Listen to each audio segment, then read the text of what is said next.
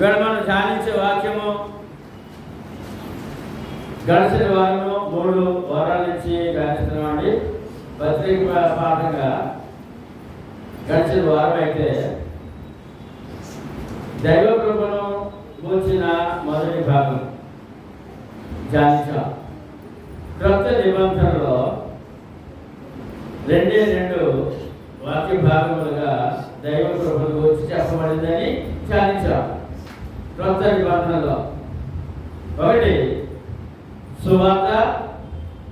సువార్తకు లోబడి బాప్తిస్మం. ఇది మొదటి భాగముగా దైవ కృప పొందినవారు సువార్త ప్రకారము పాప క్షమాపణ ఆత్మరక్షణ కొరకు బాప్తిస్మం పొందినవారు దైవ కృప పొందినవారు. రెండవ భాగం ఏంటంటే దైవ కృపను పొందిన క్రీస్తు సంఘము. దైవ కృపను పొందిన క్రీస్తు సంఘము. దైవ కృపను గురించి రెండవ వాక్య భాగము సంఘము. మొదటి వాక్య భాగము రక్షణ. రక్షణ పొందిన వారే దైవ కృపను పొందినవారు. ఆ క్రీస్తు సంఘ సభ్యులైన వారే దైవ కృపను పొందిన వారు. ఇంకెవరికని ఈ దైవ కృప పొందే అవకాశము లేదు. అయితే లోకమంతా ఎలా ఉందంటే క్రీస్తు సంఘము తప్ప లోకములో ప్రభు పేరుట ప్రభు నమ్మాలని చెప్పి ఏ సంఘమైనా ఏ నామములో ప్రపంచమంతా ఎలా ఉన్నారంటే భక్తిహీనులుగా ఉన్నారు. ఎవరంటే ఇప్పుడు మనం భక్తి పరులమా భక్తిహీనులమా? కారణం ఏంటి చూద్దాం. మరి లోకాన్ని ఎందుకు ఇలా మనం మాట్లాడవలసి వచ్చింది అంటే రోమిలు రాసిన పత్రిక 1వ అధ్యాయము 18వ వచనంలో అందరూ చెప్పండి, దుర్నీతి చేత సత్యమును అడ్డగించు మనుషుల యొక్క సమస్త భక్తిహీనత మీదను. సత్యమును అడ్డగించే వారు అందరూ కూడా మరి ఎంత భక్తిగా ఉన్నా సరే వారు భక్తిహీనులే. సత్యమును అడ్డగించే ప్రతి ఒక్కరు భక్తిహీనులే, భక్తి వాళ్ళు కాదని వాక్యం చెప్తున్నారు. ఇవాళ భక్తి జీవితం కలిగిన వారు మనం నిజమైన దేవుల్లో నిజమైన భక్తి కలిగి దైవ కృప పొంది ప్రయాణం చేస్తున్న గొప్ప భక్తి వల్ల శ్రేష్ఠులుగా దేవుడు మనకి ఇచ్చిన ఆతిథ్యం బట్టి ఆ యొక్క తలాంతను బట్టి దేవుడికి ఎల్లవేళలా స్తోత్రాలు చెల్లించబోతులమైన యేసు ప్రభు పేరట ఎన్ని అబద్ధ బాధలు వచ్చేటండి. వేల వేల వేల లక్షల అబద్ధ బాధలు వచ్చేసాడు. అనుక్షణం కూడా ఇప్పుడు టీవీ ఛానల్లో యూట్యూబ్లో అన్నీ అందరూ సేవకులే, అన్ని అబద్ధాలే, అన్నీ అబద్ధాలే.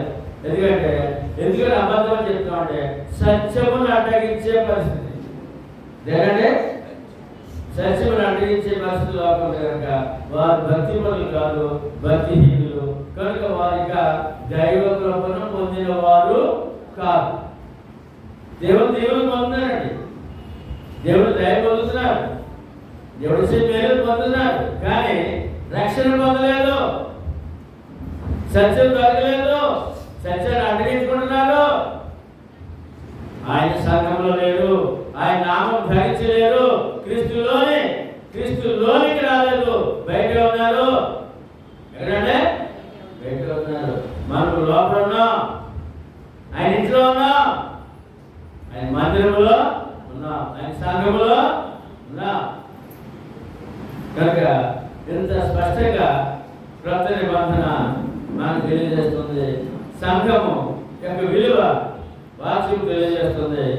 దైవ కృపను గురించి 2వ భాగము సంఘం. హెబ్రీయులకు రాసిన పత్రిక 12వ అధ్యాయము 28వ వచనంలో అందువలన మనము నిశ్చలమైన రాజ్యమును పొంది దైవ కృప కలిగి ఉన్నాము. ఎవరంటే దైవ కృప పొందిన వాళ్ళు? ఆ రాజ్యములో ఉన్నవారే.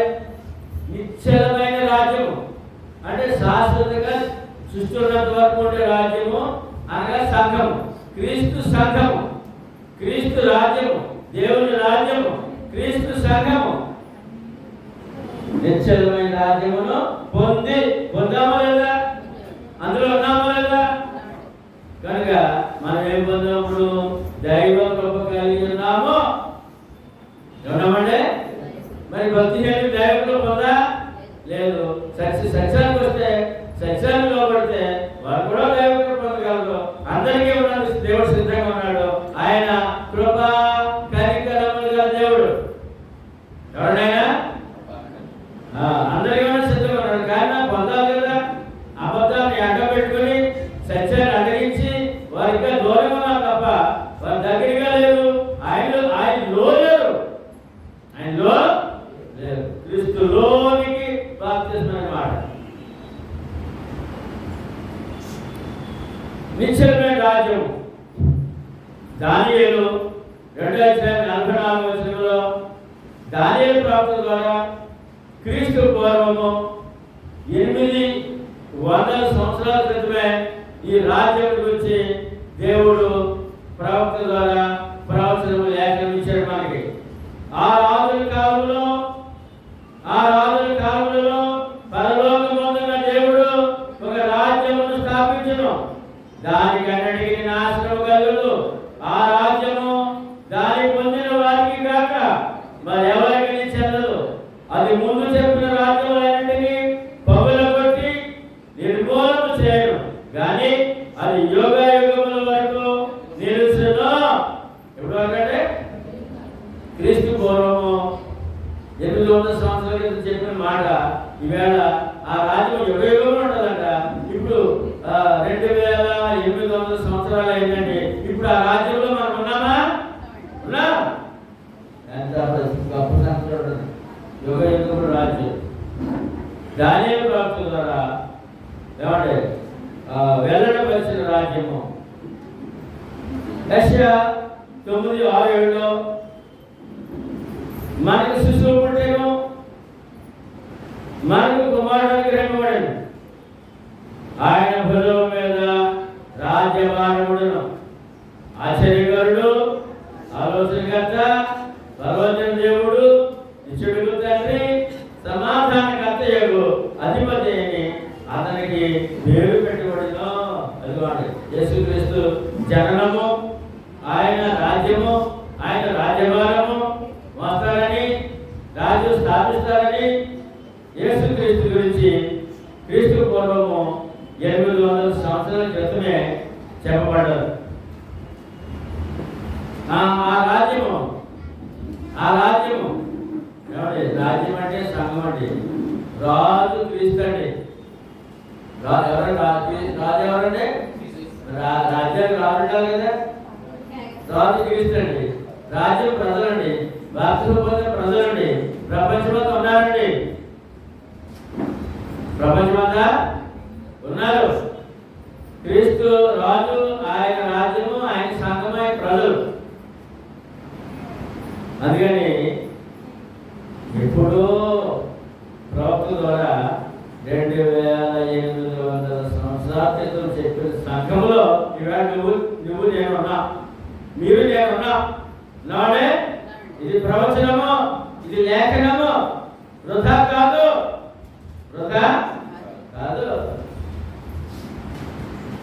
లోకస్వార్త ఈ విషయాన్ని 1:33లో దేవదూత మరియమ్మ దగ్గరికి వచ్చి ఏమండి శిశువు పుడతాడన్నారు కదా, కుమారుడు పుడతాడన్నారు కదా, ఆయన కన్య గర్భాన్ని పుడతాడని దేవదూత చెప్తూ ఆయన ఏం చేస్తారంటే 33వ వచనంలో ఆయన రాజ్యం అంతము లేనిదైనను. ఏంటంటే యేసువు పుడతారు. ఏమండి అమ్మా కన్య గర్భవతి కుమారుడు మనకు అందరూ ప్రవక్త ద్వారా మాట వచ్చిందమ్మా, వార్త వచ్చిందమ్మా, లేఖనం ఉందమ్మా, నీవు దయ పొందావు, దేవుడు దయ పొందావమ్మా, నీకు కుమారుడు పుడతాడు, ఆయన యేసని పేరుతో ఆయన దేవుడి కుమారుడు పిలువబడతాడు. యోసేపు కుమారుడు కాదు, మరి కుమారుడు కాదు, దేవుని కుమారుడు. ఎవరంటే ఆయన రాజ్యము అంతము లేనిదై ఉండును. ఇది ఈ వాక్యము అప్పుడే ప్రవక్త ద్వారా క్రీస్తు పూర్వం 800 సంవత్సరాల క్రితము. ఈ వాక్యము క్రీస్తు శకములో మొదటి సంవత్సరంలోనే పరలోకుడు దూత వచ్చి మరియమ్మకు వాగ్దానం చేస్తున్నాడు. ఈవేళ 2000 సంవత్సరాలు అయింది. ఆ రాజ్యము ఇప్పుడు ఉంది, అందులో మనం ఉన్నాం.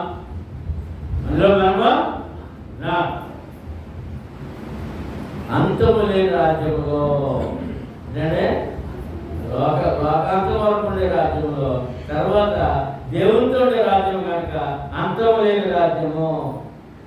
అంతము అదే దైవ కృప. ఇది మొదలుకొని విధి లేకుండా దానికి వృద్ధియు క్షేమమును కలిగినట్లు సర్వకాలము దావీదు సింహాసనమును రాజ్యమును నియమించును. న్యాయము వలనను నీతి వలనను రాజ్యమును స్థిరపరచుటకు అతడు సింహాసనాసీనుడై రాజ్యపాలన చేయును.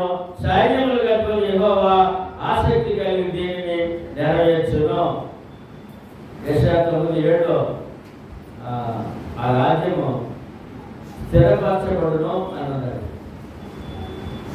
నీతి వలన, నీతి రాజ్యం అండి, ఆత్మ సంబంధ రాజ్యం అండి, భౌతిక రాజ్యం కాదండి, ఈ రాజకీయం కాదండి, ఈ రాజ్యాలు కాదండి, ఈ ప్రభుత్వాలు కాదండి. పరలోక రాజు, పరలోక ప్రభుత్వము పరలోక రాజు, పరలోక ప్రభుత్వం సభ్యులుగా ఉన్నా. మరి చదువుతున్నాడు 7వ వచనం యెషయా 9:7. ఇది మొదలుకొని మితి లేకుండా దానికి వృద్ధియు క్షేమమును కలుగునట్లు సర్వకాలము దావీదు సింహాసనమును రాజ్యమును నియమించును. న్యాయము వలనను నీతి వలనను రాజ్యమును స్థిరపరచుటకు అతడు సింహాసనాసీనుడై, ఎవరతడు? యేసుక్రీస్తు. ఎవరంటే యేసుక్రీస్తు సింహాసనాసీనుడై రాజ్యపాలన చేయను. ఇప్పుడు ఎవరి పరిపాలన? మనం క్రీస్తు పరిపాలనలో. ఎవరన్నా కాదు, ఎవరి సింహాసనాసీనుడై రాజ్యపాలన చేయను. సైన్యములు కలిగిన యెహోవా ఆసక్తి కలిగి దీనిని నెరవేర్చును. ఎవరైతే సువార్తలో బాప్తిస్మం క్రీస్తు సంఘ సభ్యులయ్యారో, ప్రభు యొక్క ఆత్మీయ రాజ్యంలోనికి సభ్యులయ్యారు. ఆయన పరిపాలనలో ఉన్నారు. ఇప్పుడు ఆయన పాలనలో ఉన్నారు. ఆయన పాలన క్షేమమా నరకమా? ఆయన పాలన మేలా కీడా? అదే దైవ కృప. కలిసి రాగిన వారు ఎన్ని కోట్లు ఇచ్చినా రాని వరము భాగ్యం అనేది డబ్బుతో కొనేది కాదండి. డబ్బుతో కొనేది ఆయన చిత్తానికి లోబడిన వారికే దొరుకుతుందండి. సత్యానికి లోబడిన వారికే దొరుకుతుందండి.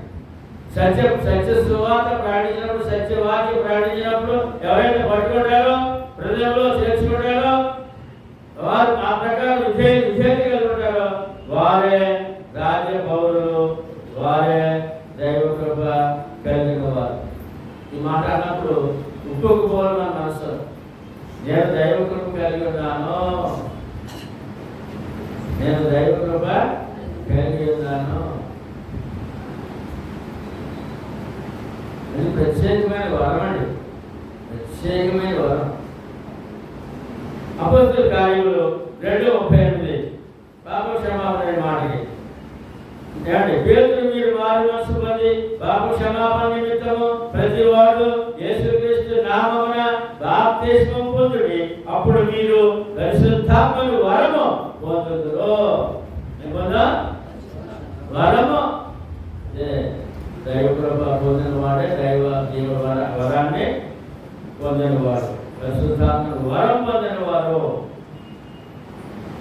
దైవకృప అంటే పరిశుద్ధాత్మను వరం పొందిన వారు. ఏమండి 41 అపోస్తలుల 2:35 చదువు. 41లో కాబట్టి అతని వాక్యం అంగీకరించిన వారు బాప్తిస్మం పొంది ఆ దినమందు ఇంచుమించు 3,000 మంది చేర్చబడి 3,000 మందితో ఏమండి రాజ్యం స్థాపించబడినది. ఆత్మీయ రాజ్యం స్థాపించబడినది. క్రీస్తు రాజ్యం స్థాపించబడినది.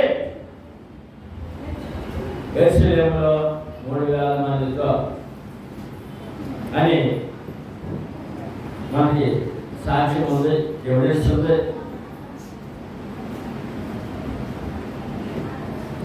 అపోస్తలులు మొదటిసారి ఎలా వచ్చింది ఆ సంఘము 3,000 బాప్తిస్మం ఎలా పొందారట?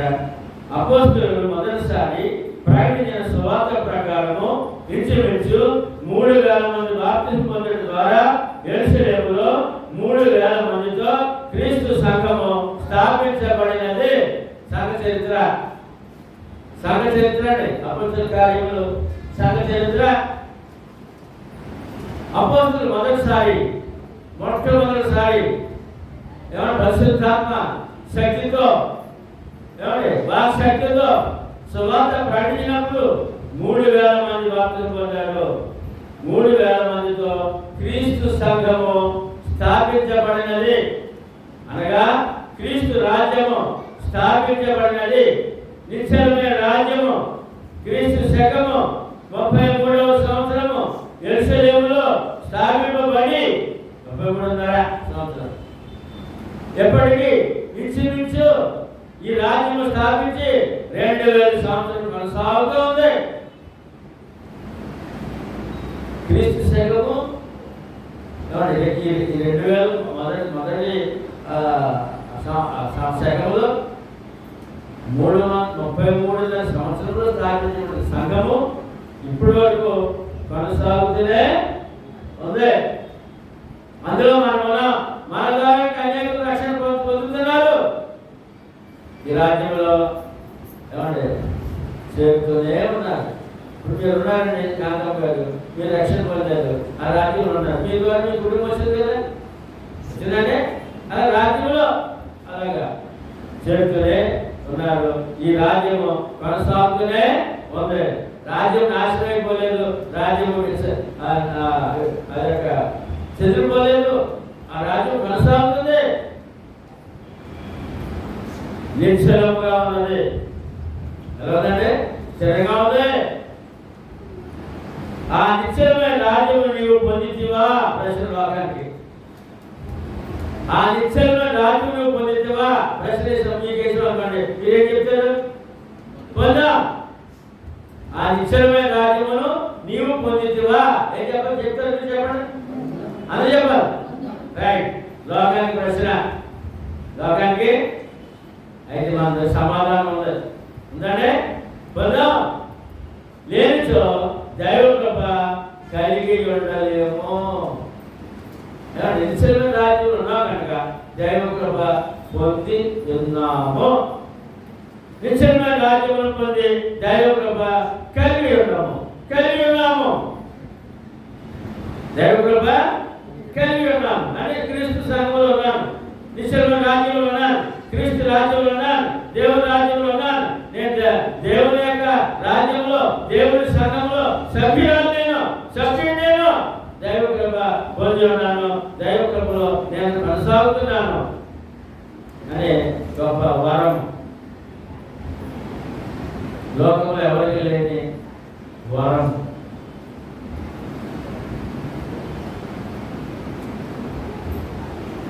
హెబ్రీ రాసిన పత్రిక 12:29లో ఆ కృప కలిగి దేవుని సేవ చేసిన హక్కు, దేవుని ఆరాధించిన హక్కు, ప్రార్థన హక్కు, ఆ కృప కలిగి ఉంటేనే ఈ ఆరాధన దొరుకుతుంది, ఈ సత్యారాధన దొరుకుతుంది. ఆ కృప లేనిదే సత్యారాధన లేదు. ప్రార్థన జీవితము ఆరాధన లేకపోతే ప్రార్థన లేదండి. ఆరాధించడం రక్షణ అండి, పాప క్షమాపణ అండి. ఇవాళ నేను ప్రార్థన చేశాను, నా పని అయింది, నాకు మేలు చేసిన దేవుడు చెప్పే హక్కు నీకు ఎలా వచ్చింది, నాకు ఎలా వచ్చింది అంటే దైవ కృపలో. ఎందుకంటే దైవ కృపలో. ఫిబ్రవరి 22 ఆ కృప కలిగి వినయ భయభక్తులతో దేవునికి ప్రీతికరమైన సేవ చేయడము. ఏ సేవ అంటే దేవునికి ఇష్టమైన సేవ జరుగుతుంది. ఇక్కడ లోకమంతా విరోధంగా ఉంది, వ్యతిరేకంగా ఉంది. దేవుని సేవ చేయడం అంటే దైవ కృప పొందుతున్నారట. విజయకుమార్ దేవుని సేవ చేయండి ఏమన్నాలి, ఎంత క్లియర్గా చూడండి. ఆ కృప కలిగి అని అన్నాడు. అందరూ చెప్పండి, ఆ కృప కలిగి వినయ భయ భక్తులతో దేవునికి ప్రీతికరమైన సేవ చేయడము. చేస్తున్నావా? దొరికిందా? కోట్లాది మందికి లేని భాగ్యం. ఏమండి స్వామీజీలు అంటారు, బాబాలు అంటారు, బిషప్లు అంటారు, క్రైస్తవులు, ఎన్నో పేర్లండి. ఎవరికి లేని, తర్వాత పూపు అంటారు. ఎవరికి లేని భాగ్యము క్రీస్తు సంఘ సభ్యుడికే దొరికింది ఆ సేవ. నిజమైన దేవుని సేవ, నిజమైన దేవుని ఆరాధన, ప్రార్థన హక్కు. నేను చాలా ధైర్యంగా ఆనందంగా చెప్తాను ఈ మాట. దొరికిందంటే సామాన్య కాదు, వరపుత్రులు వరపుత్రికలు. ఒకేలా ఆ విధంగా దైవకృప పొందిన తర్వాత ఏమండి పొందిన తర్వాత మనం నిర్లక్ష్యం చేస్తే మన దేవుడు దహించి అగ్నే ఉన్నాడు. ఎందుకు? ఆ కృప కలిగి, దేవుడి కృప కలిగి వినయ భయభక్తులు దేవుడు సేవ చేయాలట. ఆ దేవుడు, మన దేవుడు, అందరి దేవుడు ఆ దహించి అగ్నే ఉన్నాడు. ఎవరంటే దహించి అగ్నే ఉన్నాడు. ఆ కృప నిర్లక్ష్యం చేసి మళ్ళీ ఆరాధన సంఘాన్ని విడిచిపెట్టి, ఆరాధన విడిచిపెట్టి మరి నిర్లక్ష్యం చేస్తే మళ్ళీ మనం కూడా అగ్గిరికి వెళ్ళిపోయే ప్రమాదం ఉంది. మరి ఈ దైవ కృప పొందకుండా వినయ భక్తులతో సేవ చేసి హక్కు పొందిన వారు గతండి, వారికి అగ్నే. ఆ వారికి కూడా ఆ దేవుడు దహించగిన ఉన్నాడు. ఆ కృప కలిగి వినయ భక్తులతో సేవ చేయకపోతే మనం కూడా దహించగిరికి వెళ్ళిపోయే ప్రమాదం ఉంది. హక్కు ఉంది. ఆరాధనకు నిర్లక్ష్యం చేయొచ్చు. మరి ఏమండి చాలా మంది బాధ్యతలు ఉన్నారు. వాడు ఉత్సాహంలో మన గాంధీ ఆరాధన వస్తున్నారంటే ఏంటంటే దేవుని కృప కాపాడుకోవాలి అంటే ఒకే మాట. దేవుని కృపను పొందాను, ఆ కృపను నేను కాపాడుకోవాలి. కనుక వినయ భయభక్తులతో దేవుని సేవ చేసుకుంటాను. నాకు సేవ దొరికింది, నిజమైన దేవుని సేవ దొరికింది, నేను సేవ చేసుకుంటాను, నేను ఆరాధించుకుంటాను. అవసరమా? దైవ కృప కలిగి ఉంటేనే దేవునికి వినయ భయభక్తులతో ప్రీతికరమైన సేవ చేయవారు అని ఎందుకు. దైవ కృప లేదంటే సేవకు అర్హులము కాము, సేవకు అర్హులము కాము. లోకమంతా ఏదో భక్తి ఉన్నది, అందులో మనం కూడా భక్తి అయిపోయే ప్రమాదం తప్ప మన సేవకు అర్హులము కాము. ఎప్పుడు దైవ కృప పొందకపోతే. ఆ దైవ కృప కలిగి ఉంటేనే దేవునికి వినయ భయభక్తులతో ప్రీతికరమైన సేవ చేయవారమై యుద్ధము చేస్తున్నాము. దొరికిందా? దొరికి అనగా సువార్త ప్రకారము పాప క్షమాపణ కొరకు క్రీస్తు సంఘములోనికి. ఏ ప్రకారం అంటే సువార్త ప్రకారము పాప క్షమాపణ కొరకు క్రీస్తులోనికి బాప్తిసం పొంది స్త్రీలను కదలని వారును ప్రభు కార్యాభివృద్ధి అందు ఎప్పటికీ ఆసక్తి భయభక్తులై ఉండు వారే నిశ్చలమైన రాజ్యమును పొంది దేవునికి ప్రీతికరమైన సేవ చేయువారు. దైవ చిత్తాన్ని నెరవేర్చువారే దైవ కృప పొందినవారు. మనం దైవ చిత్తాన్ని నెరవేర్చేవారు. దేవునికి వ్యతిరేకులము కాదు, దేవునికి మనం వ్యతిరేకులము కాము. దైవ చిత్తానికి శిరస్సు వచ్చాం, శిరస్సు వహించాం. చిత్తం ప్రభువా, చిత్తం దేవా, చిత్తం రాజా, మీరు ఎలా చెప్తే అలాగే చేస్తాం, దొరికింది మాకు అని మాట. అది చాలా వెనకట్టలేని భాగ్యం. దైవ చిత్తానుసారముగా కాక వేరు విధముగా ఎంత గొప్పగా దేవుని సేవ చేసినను, ఏంటంటే ఎంత గొప్ప చేస్తే లోకంలో చేస్తావా? దైవ చిత్తానుసారం ఉండదు, ఇష్టానుసారంగా ఎంత గొప్పగా చేసేస్తారో. దైవ చిత్తానుసారముగా కాక వేరు విధముగా ఎంత గొప్పగా దేవుని సేవ చేసినను అది దేవునికి ప్రీతికరమైనదిగా ఉండాలని. లోకం చేసింది ఎవరు? ఆ దేవునికి ఇష్టమైంది, ప్రీతికరమైంది కాదు. దేవునికి వినయ భయభక్తులతో ప్రీతికరమైన సేవ చేయొచ్చు. ఆయన వారి పట్ల దహించు అగ్ని అయి ఉన్నాడు. చాలా టీవీలో ఓడించుకుంటున్నాడు మా సైకిల్ బాగా. ఎంత అలరో చెప్పలే. మీరందరూ దహించు అగ్నికి సిద్ధంగా ఉన్నారు.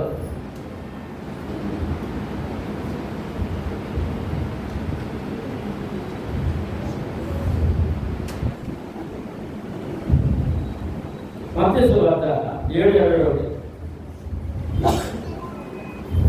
ప్రభువా ప్రభువా అని నన్ను పిలిచి ప్రతివాడు పరలోక రాజ్యంలో ప్రవేశింపుడు గాని పరలోకమందున నా తండ్రి చిత్త ప్రకారం చేయవాడే ప్రవేశించను. మనం ఎక్కడున్నప్పుడు బయట ఉన్నామా, పరలోక రాజ్యంలో ఉన్నామా?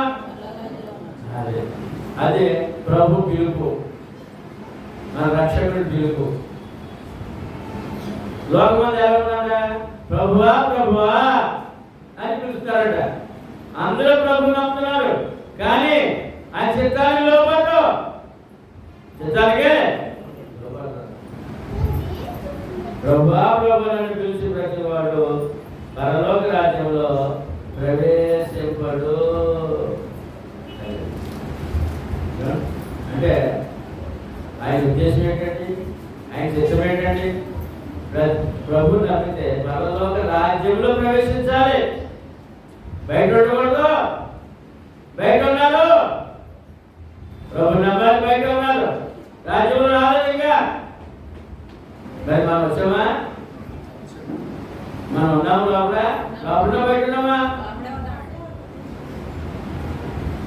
కానీ పరలోకమందు నా తండ్రి చిత్త ప్రకారం చేయవాడే ప్రవేశించారు. ఇక్కడ ఎవరి పరలోకము, పరలోక రాజ్యానికి కూడా చాలా తెలియదు. క్రైస్తవులు కోట్ల మంది ఉన్నారు, కోట్ల మంది.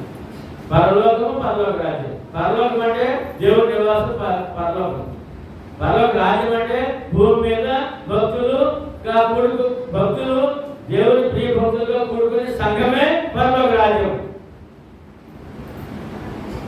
ఈ పరలోక రాజ్యం అంటే తెలియదు, పరలోకం అని తెలియదు. ఒకే వాక్యంలో రెండు సంగతులు చాలా ఉపయోగించారు. పరలోకం వేరు, పరలోక రాజ్యము వేరు. పరలోక రాజ్యం ఉంటాయి కానీ పరలోకం రెండు. పరలోక రాజ్యం దొరకదు. అందుకని ముందు పరలోక రాజ్యం ప్రవేశించాలని ప్రభు ఆహ్వానిస్తున్నారు. నా తండ్రి చిత్త ప్రకారం, పరలోకమందున్న నా తండ్రి చిత్త ప్రకారం చేయని వాడు, చిత్త ప్రకారం చేయవాడే పరలోక రాజ్యంలో ప్రవేశిస్తాడు. అంటే ఇప్పుడు మనం ఏం చేసినప్పుడు పరలోకమందు దేవుని చిత్త ప్రకారం, తండ్రి చిత్త ప్రకారము పరలోక రాజ్యంలో ప్రవేశించాం. ఆ చిత్తమేంటి? తన కుమారుని బలివేశాడు. ఆశీర్వాద ద్వారా మీరు పాపాలు కడుక్కోండి, రక్షణ పొందండి, క్రీస్తులోనికి రండి. క్రీస్తులోనికి రండి, క్రీస్తు సంఘంలోనికి ఆ ప్రకారమే మనము వచ్చాం, ఉన్నాం. ఉన్నామనే అర్థమవుతుందని చెప్పింది. ఎంత విఫలమవుతున్నాడు దేవుడు. మత్తయి సువార్త 27:21లో అన్న ప్రకారం లోకాంత ప్రభువా ప్రభు అంటే బయట ఉన్నారు తప్ప ఇంకనూ పరలోక రాజ్యంలోకి రాలేదు. కనుక వారికి కూడా సువార్త చెప్పాలి, ప్రభు నమ్ముకున్న భక్తులు కూడా సువార్త చెప్పాలి, సత్యం చెప్పాలి, సంగమం చెప్పాలి. అందులో ఉంటేనే పాప క్షమాపణ వార్త పొందాలని చెప్పాలి. కోరికలు కాదు, రోగాలు కాదు, రుచులు కాదు, ఆత్మ రక్షణ కొరకు చెప్పాల్సిన అవసరత. ఈ వాక్యంలో పరలోకము, పరలోక రాజ్యము వేరు వేరుగా చెప్పవలసినవి. పరలోకము, పరలోక రాజ్యము ఒకటి కాదు. ఈ ఒక్క సంగతి తెలియదండి. విజయకుమార్ గారు తెలుగులో భక్తులకి పరలోకము విడిగా ఉన్నాయండి, కలిపేస్తారు. పరలోక రాజ్యం ఒకటి కాదు. దేవుని నివాసం పరలోకమని, దేవుని నివాసం పరలోకమని. పరలోక ఎవరి నివాసం అంటే పరలోకమందున దేవుడు దానియేలు ద్వారా ఒక రాజ్యమును స్థాపించును అని ప్రకటించిన ప్రకారము క్రీస్తు ద్వారా స్థాపింపబోవు పరలోక రాజ్యములోనికి ప్రభు యొక్క ఆహ్వానము, ఆ ఆహ్వానము సువార్త ద్వారా పిలువబడిన వారితో స్థాపించబడినది. మొట్టమొదటిగా సువార్త ప్రకటించారు. ఏమండి 3,000 మంది వచ్చారు. దానియేలు లేఖనము నెరవేరింది, రాజ్యం స్థాపించబడినది. పరలోక రాజు యొక్క రాజ్యము ఎవరిదంటే పరలోక రాజ్యం స్థాపించను. యేసుప్రభు ఎవరంటే పరలోక రాజు. ఎవరంటే పరలోక రాజు. యెరూషలేములో 3,000 మంది భక్తులు పొందారు ద్వారా స్థాపింపబడింది. ఆ రాజ్యంలో ప్రవేశించకుండా ప్రభు నమ్మి కూడా బయటనే ఉండి ప్రభువా ప్రభువా అని పిలుపు లేక విశ్వాసము ఆయనకు అంగీకారము కాదని తెలియజేస్తున్నది వాక్యం. అంటే ప్రభు నమ్మి కూడా భక్తిహీనులుగానే ఉన్నారు.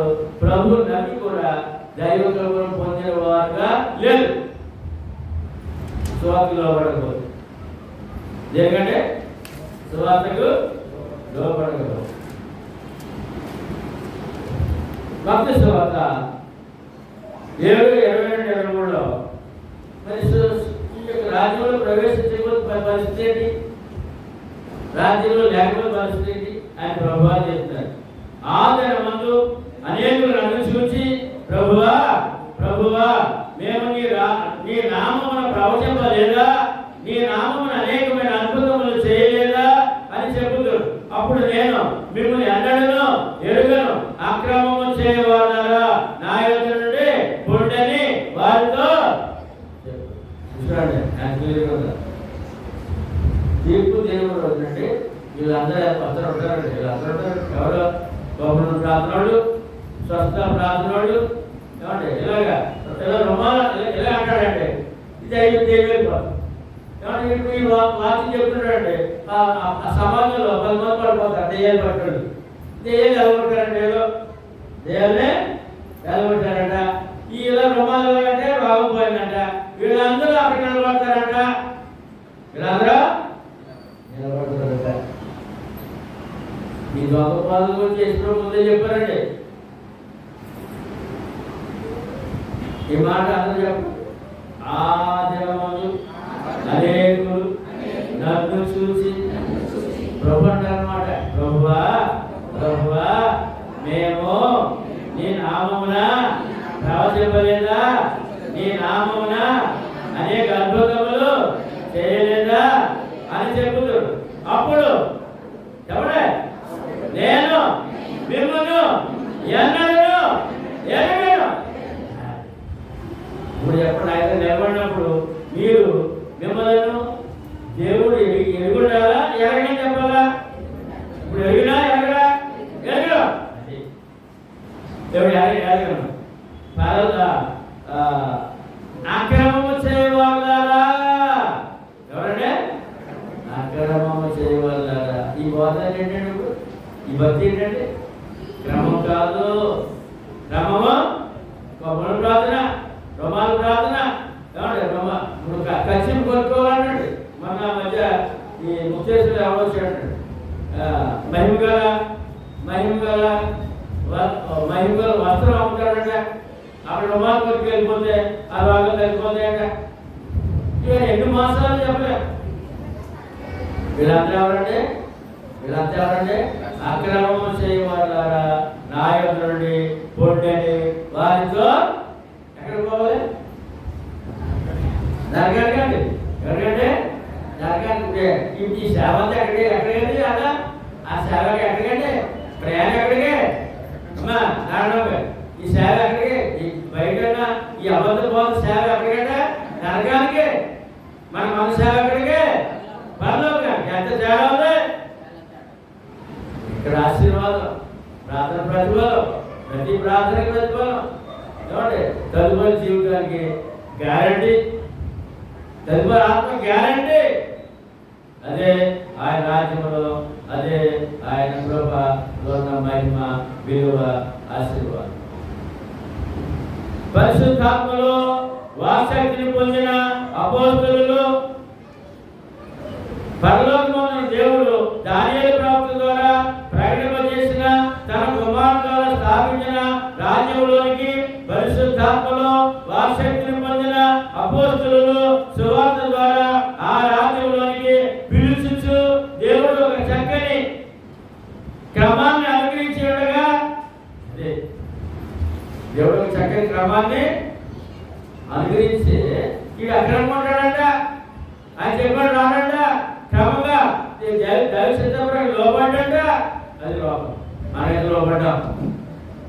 క్రమంలో దైవ క్రమంలో ఉన్నాం. దైవ సిద్ధాన్ని క్రమంలో ఉన్నాం. ఏమండి? దేవుడు ఒక చక్కని క్రమాన్ని అనుగ్రహించి ఉండగా, ఏంటంటే దేవుడు చక్కని క్రమాన్ని అయితే ఎలా నమ్మాలి, ఎలాగా రక్షణ పొందాలి, ఎలాగా ఏ సంఘంలో ఉండాలి, ఎలాగ ఆరాధించాలి, ఎలా ప్రార్థన చేయాలి, పరలోకం ఎలా పొందాలి అన్ని ఒక క్రమాన్ని, చక్కటి క్రమాన్ని మరి గొలుసుకొట్టుగా దేవుడు ఆచరిస్తే దానికి రాకుండా క్రమాన్ని అనుగ్రహించుండగా ఆ క్రమాన్ని పాటించకుండా దేవునికి ఇష్టమైన సేవ కాకుండా మన ఇష్ట ప్రకారమైన సేవ చేసినట్లయితే ఏంటంటే లోకం దాని ఇష్ట ప్రకారం సేవ అక్రమం చేయవాలని నేను మిమ్మల్ని అన్నడు ఎరగనని నా యొద్ద నుండి పొండని చెప్పును. లోకం వస్తుందండి. మనకైతే రండి నా తండ్రి చేత ఆశీర్వదించబడిన వాళ్ళారా రండి, పరలోకం మీదే, పరలోకము ఇదే, పొండి రండి. మన ఎప్పుడు ఏ స్థానం ఉంది? మనది ఏ స్థానం? రెండా పొండా? రండి. పొండి అంటే నరకం, రండి అంటే పరలోకం. ఏ స్థానంలో ఉన్నాం? అదే దైవ కృప.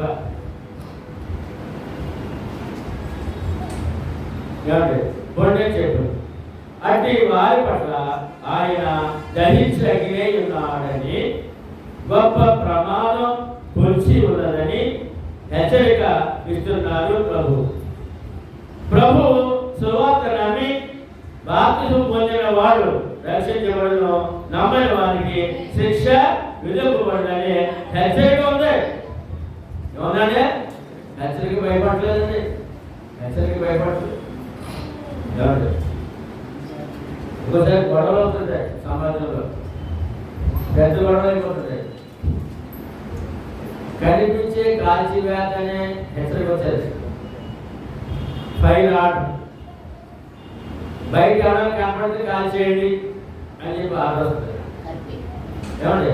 ఈ అల్లరి చేసేవాడు ఒక మత పిచ్చోడు, కుల పిచ్చోడు అయితే ఈ హెచ్చరిక లెక్క చేయడు. హెచ్చరిక పిచ్చెక్కువైపోయింది కదా, ఈ రోజులు వచ్చేయాలి, అల్లరి చేసేయాలి. కనుక ప్రభుత్వం ఆర్డర్ చేసిందండి, కాల్ చేస్తారు కనపడుతుంది, కాల్ చేశాడు. హెచ్చరిక మన అధికారులు హెచ్చరిక లెక్క చేయకపోతే ఎంత నష్టం ఉంది ఇక్కడ? ఎంత? ప్రాణహాని. ఏమండి?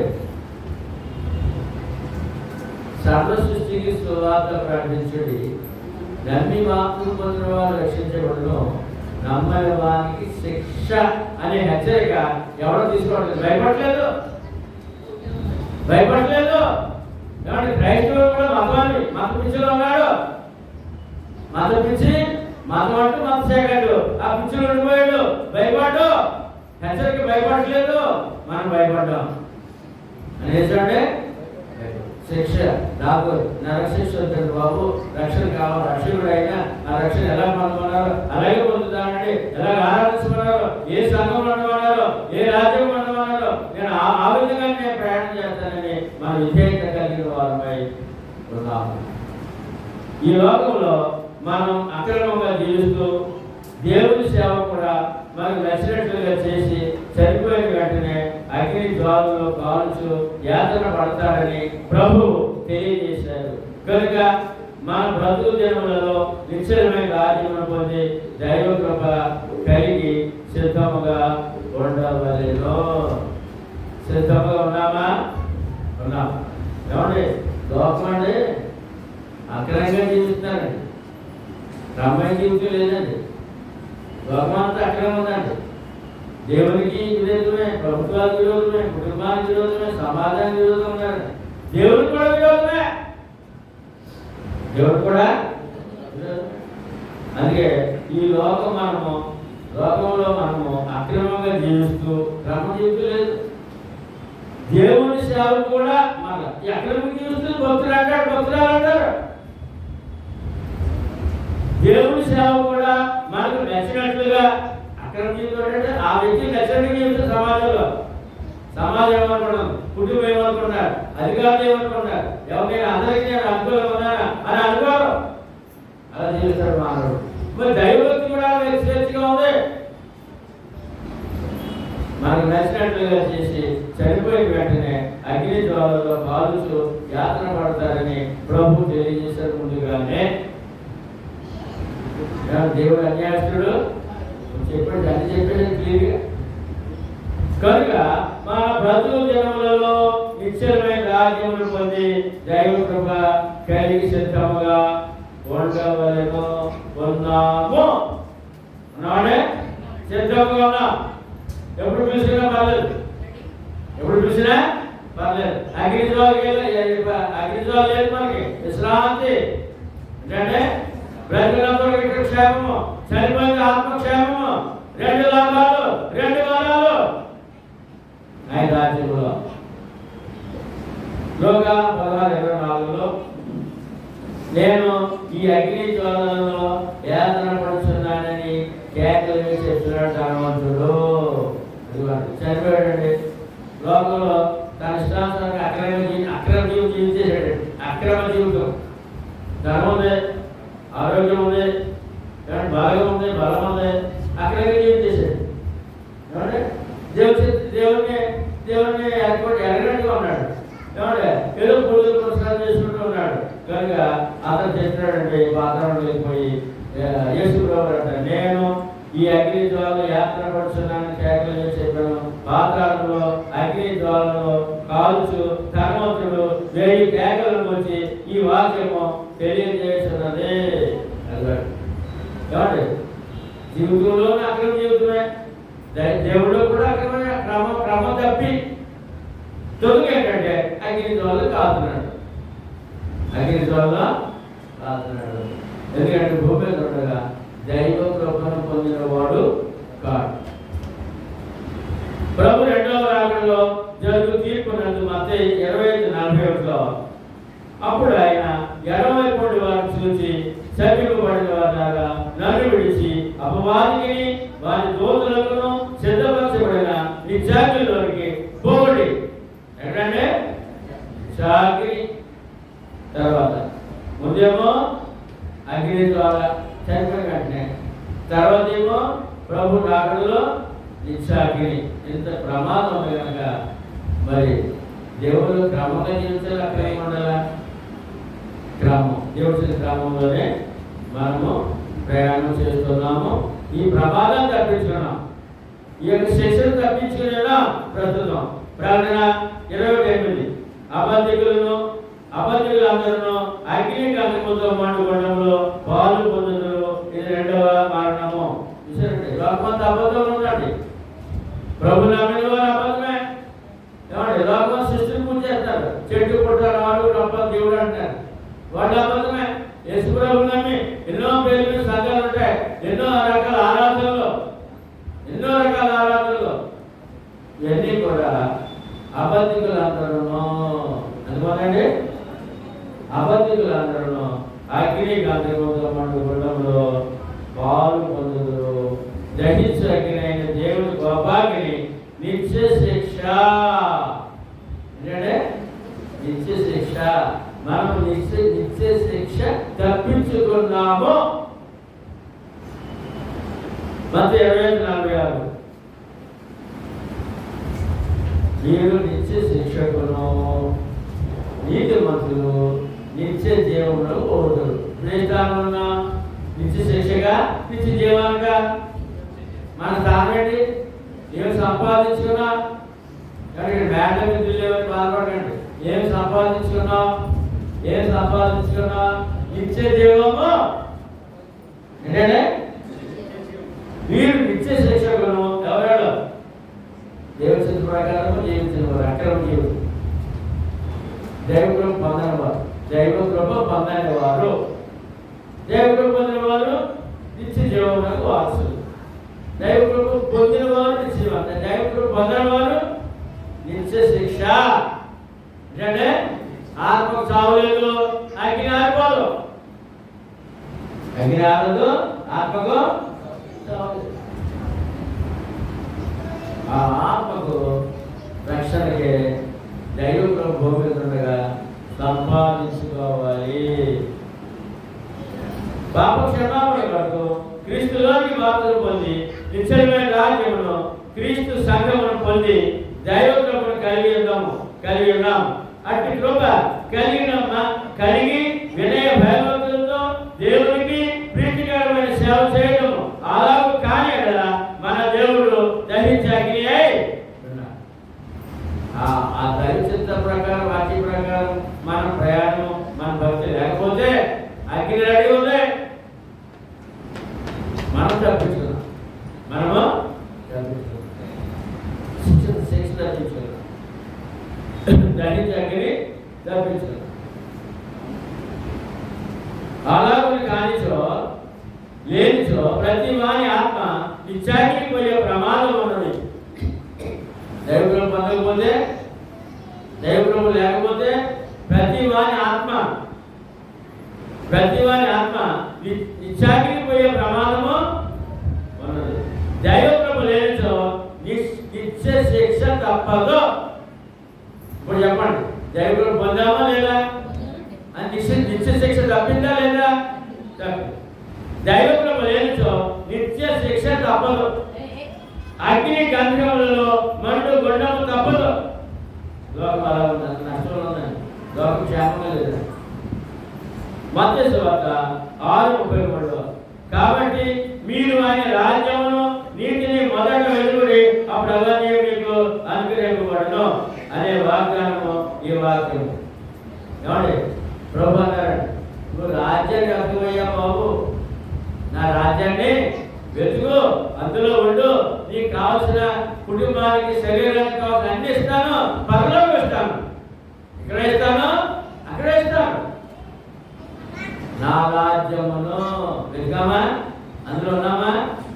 ప్రభు ఆహ్వానం అందులో చెప్పండి. కాబట్టి మీరు ఆయన రాజ్యమును నీతిని మొదట వెతుకుడి, అప్పుడు అవన్నీ మీకు అనుగ్రహింపబడును అనే వాగ్దానము ఈ వాక్యం.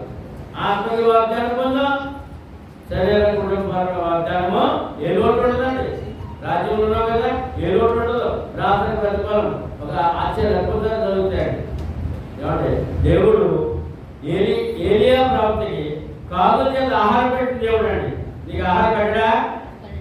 ఏమంటే కరువు కాలంలో 3.5 సంవత్సరాలు కరువు ఉంటే భక్తుడిని ఆయన పోషించాడండి.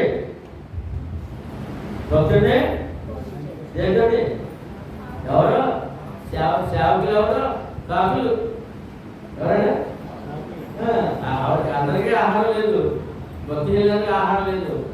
ఎవరు పశువులు చచ్చిపోతున్నారు, మనుషులు చనిపోతున్నారు. ఈ ఏలియా ప్రవక్త మాత్రం ఒక నది ఒడ్డున కూర్చుని విశ్రాంతి ఉండి ఉదయం సాయంత్రం మాంసం రొట్టి మాంసం అంటే రొట్టి మాంసం ఎవరు తెస్తారు? ఎక్కడి నుంచి? ఇంకో రాజ్యం నుంచి. ఎక్కడికైతే ఎక్కడ లేదు. ఎక్కడ ఉంటున్నారు మరి? ఏ రాజుగారి కోటలో ఉంటున్నారు, ఏ డబ్ల్యూ గారి కోటలో ఉంటున్నారు, అవి తెచ్చి పెట్టారులే. ఏమండి, నా రాజ్యమును నీతిని మొదలు పెడుతుంది. అప్పుడు అవన్నీ ఇవన్నీ ఏమండి, ఏమి తిందుమో, ఏమి త్రాగుమో, ఏమి ధరించగలమో అవన్నీ కూడా ఏమండి రాజ్యములు ఉన్నాయి. ఎక్కడంటే సంఘములు ఉన్నాయి, సంఘ సేవలో ఉన్నాయి. అలా చెప్పినందుకు నేను చాలా సంతోషిస్తున్నానండి, ఆనందంగా చెప్తున్నానండి. మొదట ఇది వాగ్దానం అండి.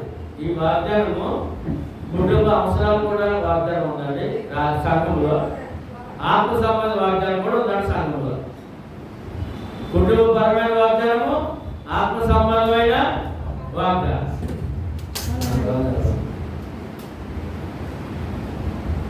ఏమండి, మొదట లోకములో ఉన్న వాటిని వెతికే భక్తులకు ఏమండి, మా లోకంలో భక్తులు ఏం వెతుకుతున్నారు? ముందు లోకంలో అన్ని వెతుకుతున్నారు. ఏమండి, ఒక వ్యక్తి మొక్కుంటాడు, ఒక ప్రభుత్వ భక్తుడు మరి పండుగ మొక్కుంటాడు. ఎందుకంటే ఇక్కడ పనులన్నీ అయిపోవాలి ముందు అనుకోగానే అయిపోవాలి.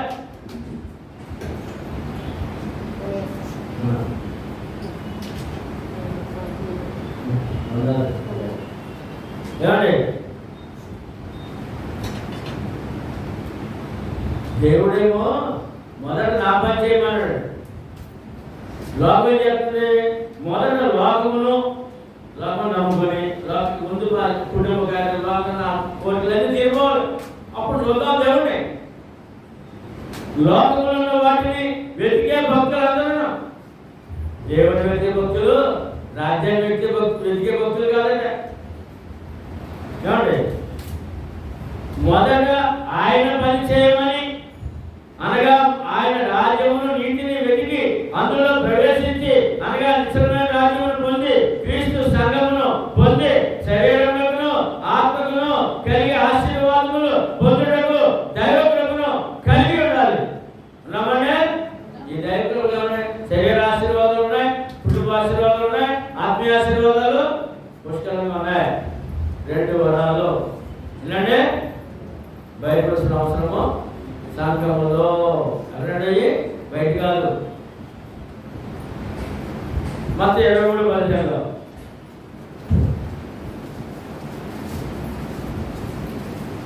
అయ్యో వేషధారులైన శాస్త్రులారా, పరిసయ్యులారా, ఒకరి మీ మతములో కలుపుకున్నట్టుకు మీరు సముద్రమును భూమిని చుట్టూ వచ్చేదారు. అతడు కలిసినప్పుడు అతడు మీకంటే రెండంతలు నరకపాత్రుడిగా చేయుదురు. క్రైస్తవ్యము ఏదో ఒక కులము కాదు. అమ్మా, క్రైస్తవుడు అంటే కులము కాదు, మతము కాదు. మతం అంటే యేసు ప్రభు గారు అయ్యో మతస్థులారా నరకానికి పోతారా బాబు అన్నాడు. మతం అంటే కోపం వచ్చేది దేవుడికి. ఆ మతాన్ని పట్టుకుని లోకమతం ఉంది. ఇది క్రైస్తవ మతం కాదు, దైవ మార్గము, జీవ మార్గము, పరలోక మార్గము, క్రీస్తు మార్గము, రక్షణ మార్గము. మతం కాదు, ఇది కులము కాదు, ఇది మతము కాదు. చూడండి, అయ్యో వేషధారులైన శాస్త్రులారా, పరిసయ్యులారా, ఒకరి మీ మతములో కలుపుకున్నట్టుకు మీరు సముద్రములను భూమిని చుట్టూ వచ్చేస్తారు. అతను కలిసినప్పుడు అతను మీకంటే రెండంతలు నరకపాత్రుడిగా చేయదు. మా మతం అంటే ఇప్పుడు ఎవరు మతం అంటే నరకం. క్రైస్తవ మతం అనొచ్చా? నేను మతం కూర్చున్నానని అనొచ్చా? అనకూడదు. రక్షణ పొందాను అన్నారు. ఎవరండి? ఆత్మరక్షణ పొందారు, పాప క్షమాపణ పొందారు, దైవ కృప పొందారని చెప్పాలి తప్ప మతం కూర్చున్నారని ఇది మతం కాదు. మతం అంటే కోపం ఏమండి. అది ఏ మతమైనను అంటే క్రైస్తవ మతం కాదు, క్రైస్తవ మతం అనే నరకానికి పోతాడు. ఏ మతం అన్నా నాకు చాలా మతాలు ఉన్నాయి, లోపల చాలా ఉన్నాయి ఏమండి. అది ఏ మతమైనను నరకానికి పోతాడని యేసుప్రభువు చెప్పాడు, రక్షకుడు చెప్పాడు.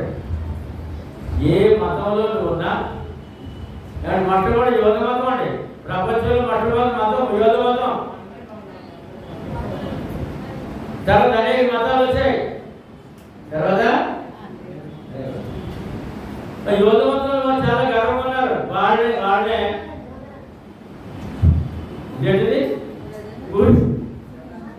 ఏమంటే మీ ప్రార్థన ఫలించేయండి.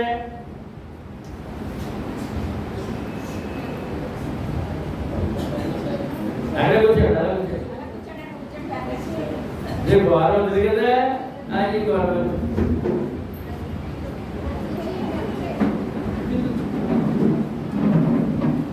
ప్రార్థన ప్రతిఫలం ఉందా? ప్రార్థన ప్రతిఫలం ఉందా చెప్పాలి. ఉందండి, ఉందండి. సంఘం ప్రార్థిస్తే ప్రతిఫలం ఉందా? అది కూడా ఏమండి. మనకి ముగింపు వచ్చాం ఏమండి. లోకం ఏ మతమైనా ప్రభు నమ్మని వాడు క్రైస్తవ మతం అన్నా వీడు నరకానికి పోతాడు. ఎవరంటే ఇప్పుడు చెప్పండి, మన మతంలో ఉన్నామా మార్గంలో ఉన్నామా చెప్పండి. ఇదే కులమా, ఇదే ప్రత్యేక కులమా కాదు, మతమా కాదు. అంటే నరకానికి దారి. యోహాను సువార్త 14:6 అందరూ చెప్పండి. యేసు నేనే మార్గమును సత్యమును జీవమును, నా ద్వారా తప్ప ఎవడును తండ్రి యొద్దకు రాడు. పరలోక మార్గం, పరలోక దారి, పరలోకానికి దారి. ఎందుకంటే ఎంత గొప్ప దేవుడు అండి మన ప్రభు. ఎవరితో చెప్పారు తెలుసండి. ఏ యొక్క మతం అని చెప్పుకునే ఆ యోధ మతంలో పుట్టి కూడా యేసు ప్రభు మీరు నరకానికి పోతున్నారు చెప్తున్నాడు. ఆయన ఎక్కడ పుట్టారు? యోధ మతంలో పుట్టి ఆ యోధ మతాన్ని నరకానికి పోతాడని చెప్పాడు. ఆయన మీ మతస్థులుగా ఉంటే ఈవేళ మతస్థులుగా ఉన్నారు, ప్రభు నమ్మలేదు వాడు. అందులో అనేక మతాలు వచ్చాయి. ఇప్పుడు మతం ప్రతి వాడు నరకానికి సిద్ధం. అది తప్పించుకున్నాం, ధైర్యంలో మనము తప్పించుకున్నామా? అందుకని ఇది అనుక్షణం అనుకోండి. యేసు నేనే మార్గమును సత్యమును జీవమును, నా ద్వారానే తప్ప ఎవడును తండ్రి యొద్దకు పరలోకానికి చేరడు. ఎవరు చెప్పడం సరిపోలేదు. యేసు ప్రభు చెప్పారు, నేనే పరలోకానికి దారి. దొరికిందా? అదే దైవ కృప, అదే దైవ కృప. క్రైస్తవ్యము క్రీస్తు మార్గం. క్రైస్తవ్యం అంటే క్రైస్తవుడు అంటే క్రైస్తవ్యము క్రీస్తు మార్గం, సత్య మార్గం, జీవ మార్గం, పరలోకానికి మార్గం. ఇదే దైవ కృప. పొందమనే ప్రేమ సాగుతుందా? సాగుతుంది. ఉచితముగా ఉచితముగా పరలోక భాగ్యం పొందుట దైవ కృప అంటే ఉచితముగా పరలోక భాగ్యము పొందుట. ఈ మానవుడు పరలోకానికి అర్హుడు కాడు. అటువంటి పాపిని పాప ప్రక్షాళన చేసి పాప రక్తంలో కడిగి తన మార్గంలో ప్రయాణం చేయించి పరలోకంలో కూర్చోబెడుతున్నాడు. అదే ఆయన గొప్పతనం, అదే ఆయన ప్రేమ, అదే ఆయన త్యాగము, అదే దైవ కృప, అదే ఉచితంగా పరలోక భాగ్యం పొందుట. ఏమంటే ఈ రోజు వరకు కూడానండి ఏ ఒక్కడూ పరలోకం వెళ్ళలేదండి. ఏ వ్యక్తి పరలోకం వెళ్ళలేదు. వాడి నివాస స్థలాలు దేవుడు ఏర్పాటు చేశాడు. పరదేశం పాతాడు. ఆదాము మొదలుకొని ఈ రోజు వరకు ఏ ఒక్క ప్రవక్తలు అబ్రహాము, ఇస్సాకు, యాకోబు, అపోస్తలులు వీళ్ళందరూ ఎక్కడ ఎవరు కూడా పరలోకం వెళ్ళలేదండి. ఒక్క ప్రభువే పరలోకం వెళ్ళి కూర్చున్నారు. ఎవరికి ఇప్పుడు దొరకలేదండి. ఎప్పుడు దొరుకుతుంది? ఆయన రెండవసారి వచ్చి తీర్పు తీసినప్పుడు దొరుకుతుంది పరలోకం. అందుకు మనం సిద్ధపడుతున్నాడు మన దేవుడు. దైవ కృపలో పొందాన్ని దాంట్లో ఉండడానికి ప్రయాణం చేయండి. మరి లోపంటారు ఏ వ్యక్తి చనిపోయినా సరే అడు మహా దుర్మార్గుడు, పాపి, నరహంతకుడు అంత బాగా చనిపోయిన వెంటనే ఆ కుటుంబ సభ్యులు అంటారు స్వర్గస్థులు అయ్యారండి అంటారు. ఏమయ్యారంట? భగవాన్ సులువు చేత ఇలా అంత చెప్తుందండి. ఏమంటే దైవ క్రమంలో వస్తాను కానీ పాపాలు కడగబడతాను కానీ అది అతను ఆ నిశ్చలంగా ఆయన రాజ్యంలో ప్రయాణం చేస్తాను కానీ ఆ పరలోకం దొరకదు కదా. చనిపోయినట్టు దొరికేది అన్నదో అబద్ధాలు ఆడుకుని బ్రతుకుతాను లోకమంతా. ఏమన్నా కనుక క్రైస్తవ్యము క్రీస్తు మార్గము, సత్య మార్గము, జీవ మార్గము, పరలోకానికి మార్గము. ఇదే దైవ కృప. ఉచితముగా పరలోక భాగ్యం పొందుట. వాక్య ప్రకారము రక్షణ పొందనిచో, వాక్య ప్రకారము రక్షణ పొందనిచో ప్రతి వారి ఆత్మ ఇచ్చాకి పోయే ప్రమాదం ఉన్నది. అంటే లోకాలంలో ప్రమాదం ఉంది. క్షేమంగా లేదు.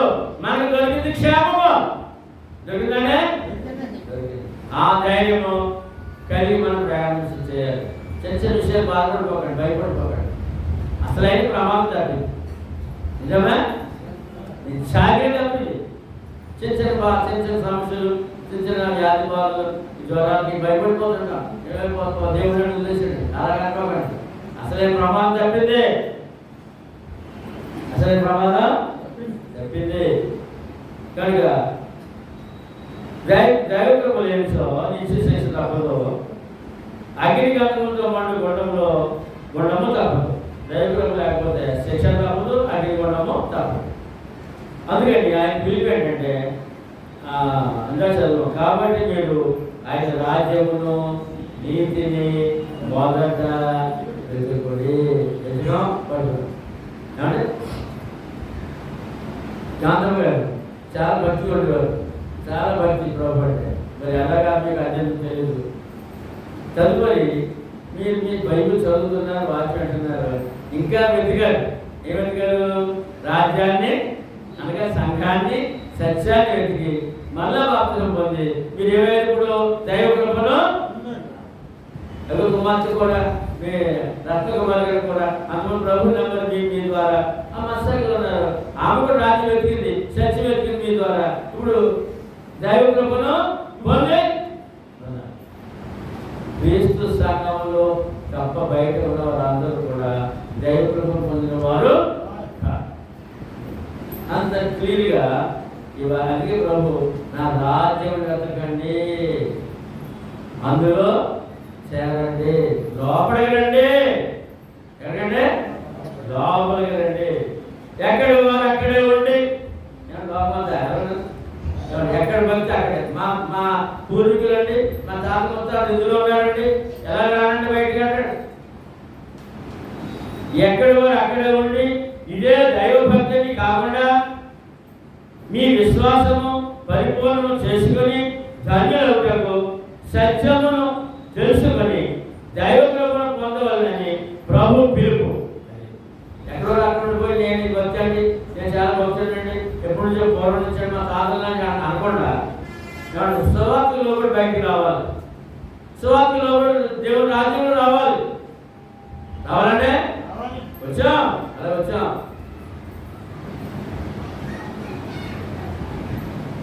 ఏమండి దైవకృపను పొందవాలని ప్రభు పిలుపు. సువార్త ద్వారా సంఘంలోనికి ఆహ్వానము. ఎక్కడికండి? అపోస్తుల కార్యములు 2:47 ఆఖరి మాట. ప్రభు రక్షణ పొందుతున్న వారిని అనుదినము వారితో చేర్చుచుండెను. ఎవరితోటి? 3,000 మంది సంఘం ఉంది కదా, ఆ సంఘంతో చేరుస్తున్నాడు ప్రభు. బాప్తిజం పొందిన సువార్త ప్రకారం బాప్తిజం పొందుతాడు. ఏమండి, ఇప్పుడు ఆ క్రమంలో 2000 సంవత్సరాలైనా ఎవరైతే సువార్త ప్రకారం బాప్తిజం పొందారో క్రీస్తు ప్రభువే ఆ రాజ్యంలోనికి చేర్చుకుంటున్నాడు. ఆయన కూడా పని చేస్తున్నాడు, కూడా పని చేస్తున్నాడు. ఏమండి, అది ఆఖరి వచ్చింది. ప్రభు రక్షణ పొందుతున్న వారిని అనుదినము, ఏమంటే ప్రపంచంలో ప్రతిరోజు రక్షణ బాధ్యత దొరుకుతుందండి. వర్గాల్లో ప్రజలండి అనుక్షణ స్వార్థ ప్రకటించబడుతుందండి. రోజు ఎవరు బాప్తిజం పొందుతారండి. యేసు ప్రభు ఆయన రాజ్యంలో చేర్చుకున్నాడండి, ఆయన సంఘంలో చేర్చుకున్నాడండి, ఆయన పని చేస్తున్నాడండి, సంఘం పని చేస్తుందండి. సంఘం పని చేయాలండి, ఆత్మ రక్షణలో నడిపించాలండి. రక్షణ పొందిన రక్షణ కాపాడుకోవాలండి, రక్షణ పొందిన వాళ్ళు కాపాడుకోవాలి. ఏమండి, అనుదినము సంఘముతో చేరుస్తున్నాడు ప్రభు అనే విషయాన్ని ఇక్కడ చాలా స్పష్టంగా తెలియజేయబడుతుంది. ఆఖరి వచనముగా అపోస్తుల 2:47 ఆఖరి వచనం. సంఘ చరిత్ర, సంఘ స్థాపనలో ఆఖరి వచనం అది. అందులో ప్రభువే సంఘంలో చేర్చుకుంటున్నాడు. ఎవరంటే? ప్రభువే సంఘంలో చేర్చుకుంటారు అన్నమాట. దైవక్రమం పొందగోరు వారు ఏమండి, అందువలన సమస్త కల్మషం ఎదురించిన దృష్టాంతం మారి లోపల నాటబడి మీ ఆత్మ రక్షించడానికి శక్తి గల వాక్యమును సాత్వికముతో అంగీకరిద్దాము. జీవితకాలము వాక్యాన్ని పట్టుకొని వాక్య ప్రకారం జీవిద్దాం అని ఒక వాగ్దానం చేసుకున్నట్టయితే మనము వెనకడుగయ్యాం. ఆ ప్రభులో దైవ ప్రభులో ముందుకు సాగుతాం. ఈ లోకంలో ఏ లోటు ఉండదు. ఈ లోకం ఇచ్చిన తర్వాత పరలోకంలో ఆయనతో కూర్చునే భాగ్యము, అదే దైవ కృప. ఎంత